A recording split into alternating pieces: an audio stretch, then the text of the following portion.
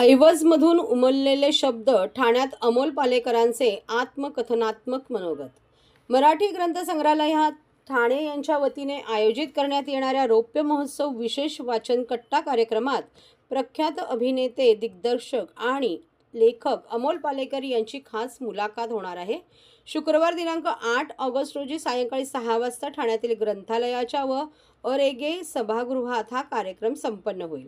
या कार्यक्रमात अमोल पालेकर यांच्या बहुचर्चित आत्मचरित्र ऐवज या पुस्तकावरील मनोज्ञ संवाद घडवणार असून त्यांच्यासोबत लेखिका संध्या गोखले सहभागी होणार आहेत.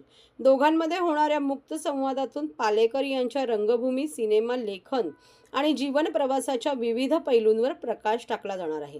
ऐवज या आत्मचरित्राला वाचकांचा उदंड प्रतिसाद लाभला असून ठाणेकर रसिकांसाठी ही एक पर्वणीच ठरणार आहे. विशेष म्हणजे हा कार्यक्रम विनामूल्य आणि सर्वांसाठी खुला असून ग्रंथप्रेमींनी मोठ्या संख्येने उपस्थित राहावे असे आवाहन ग्रंथालयाचे अध्यक्ष विद्यासागर ठाणेकर यांनी केले आहे.